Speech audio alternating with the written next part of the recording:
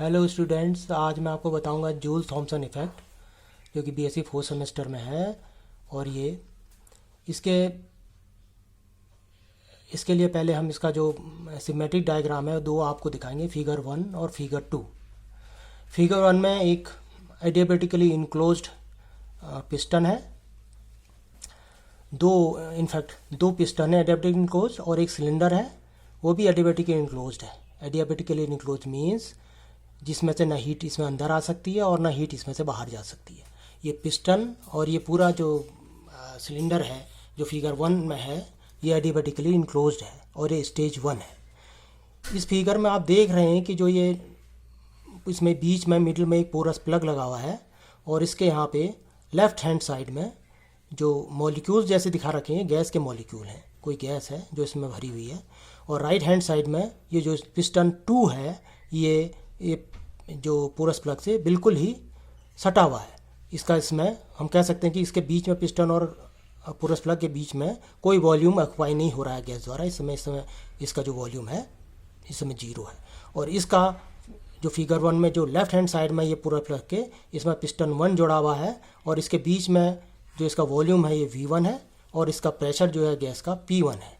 अब इस एडियाबेटिकली जो इंक्लोज्ड जो पिस्टन है, इस प्रोसेस में जूल थॉमसन इफेक्ट में ये होता है कि एक कांस्टेंट हाई प्रेशर से कांस्टेंट लोअर प्रेशर, जो कि स्टेज 2 में आपको दिखाया गया है कि P2 और V2 दिखाए गए हैं, इसके फाइनल वॉल्यूम और प्रेशर जो है इसका P2 है।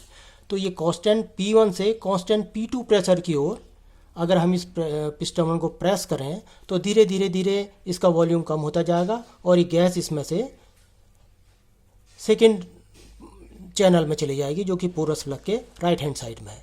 और धीरे धीरे ये प्रोसेस इस तरह से होगी कि ये जो प्रेशर है P1 ये हमेशा कांस्टेंट रहेगा ड्यूरिंग द होल प्रोसेस।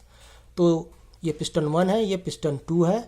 और सेकेंड स्टेज में क्या होगा, जैसे ही गैस ये सेकेंड चैम्बर में जाएगी तो इसके फोर्स से ये पिस्टन P2 धीरे धीरे मूव करेगा राइट हैंड साइड में, और जिससे ये एक वॉल्यूम धीरे धीरे ऑक्युपाई होगा, और गैस इस पोरस प्लग से पिस्टन ये लेफ्ट हैंड साइड से सारी गैस राइट हैंड साइड में चली जाएगी, जो कि स्टेज 2 से दिखाया गया है।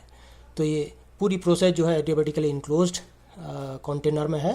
ये पूरे जो सिस्टम, इसको एक थर्मोडायनेमिकल सिस्टम कहते हैं।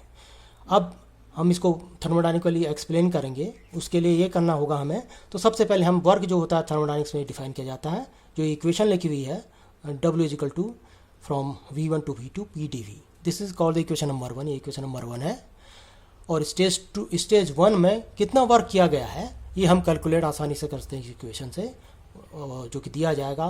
इसको हम W1 से इंडिकेट करते हैं। तो W1 is equal to this integral P1V varying from volume V1 to V2। तो because P1 remains constant, P1 हमेशा ही कांस्टेंट है, तो ये कांस्टेंट टर्म को हम बाहर निकाल सकते हैं। तो P1 बाहर आ गया। और जो ये वॉल्यूम की लिमिट है, देखिए V1 इनिशियल वॉल्यूम है और फाइनल वॉल्यूम जो है 0 है। जब ये सेकेंड स्टेज में आ जाएगा तो लेफ्ट हैंड चैम्बर में गैस कोई वॉल्यूम ऑक्युपाई नहीं करेगी, ये 0 हो जाएगा। तो लिमिट्स इसकी हो गई V1 to 0 dV। और इसको आप कैलकुलेट करेंगे तो P1 कांस्टेंट है, और P1 और ये माइनस साइन यहाँ पर आ जाएगा बिकॉज ये इंटीग्रल जो है लोअर साइड में लगा हुआ है, ये आप जानते हैं मैथमेटिकली। P1 V1 ये इक्वेशन नंबर 2 है, और पहले वाली इक्वेशन थी नंबर 1। अब ये जो स्टेज 1 का जो है ये प्रोसेस पूरी हो गई है। और इसी में स्टेज 2 में जो दिखाया गया पिस्टन में, ये पूरी प्रोसेस दोनों मिलके एक ही प्रोसेस है। तो जब सेकंड, अब इसमें जो लेफ्ट हैंड साइड में क्या हो रहा है और इसमें राइट हैंड साइड में क्या हो रहा है, स्टेज 2 में हम राइट हैंड साइड के पिस्टन जो प्रोसेस होगी उसके बारे में हम वर्क कैलकुलेट करेंगे। तो स्टेज 2 में W2 हमने जो वर्क इसमें से किया गया है इस प्रोसेस 2 में, इसकी वैल्यू हम इसी इंटीग्रल से निकालेंगे, वॉल्यूम V1 to V2, और ये P की जगह P2 आ जाएगा क्योंकि कांस्टेंट प्रेशर P2 यहाँ पे मेंटेन रखना है। तो ये कांस्टेंट प्रेशर P2 से हम इसका इंटीग्रल कैलकुलेट करेंगे। तो ये हो जाएगा P2, ये आ जाएगा इस इंटीग्रेशन से बाहर। V1 और V2 की लिमिट्स हो जाएंगी 0 to V2, क्योंकि यहाँ पे इनिशियली 0 था और जब फाइनल हो गया तो इसकी वॉल्यूम हो गया V2, और P2 हमेशा कांस्टेंट रहा है, तो ये इंटीग्रेशन से बाहर आ गया 0 to V2 dV। इसको कैलकुलेट करेंगे तो ये सिंपली आ गया इसकी वैल्यू P2 V2, क्योंकि अपर साइड में जो है ये V2 है, 0 लोअर वैल्यू है, तो इसकी वैल्यू आ गई P2 V2। This is the equation number 3। तो स्टेज 1 में वर्क हुआ है P1 V minus P1 V1, और स्टेज 2 में वर्क हुआ है P2 V2। In stage 1 internal energy of the system is denoted by U1। Stage 1 में इस गैस की जो सिस्टम की इंटरनल एनर्जी है इसको हम U1 से इंडिकेट कर रहे हैं, और इन द फाइनल स्टेज 2 में तो इंटरनल एनर्जी है इसको जो अब चेंज हो गई है U1 से, अब इसको हमने डिनोट कर दिया है U2 से। इसलिए therefore in the whole process system 1 and 2 included the change in the internal energy is given by the thermodynamic equation. तो जो इंटरनल एनर्जी में चेंज हुआ है वो किसकी वैल्यू क्या हो जाएगी, du, change in the internal energy U2 minus U1। This is straightforward, we can calculate straightforward. This is equation number 4। Similarly the work done during the whole process is given by, whole process means including stage 1 and stage 2, so which can be calculated very easily, which is denoted by dW, the work done during the whole process. This amount of work dW is given by simply P2 V2 minus P1 V1, which is evident from equation 2 and 3. This is equation number 4, which gives the change in the internal energy, and equation 5 gives the change in the work done, the total work done.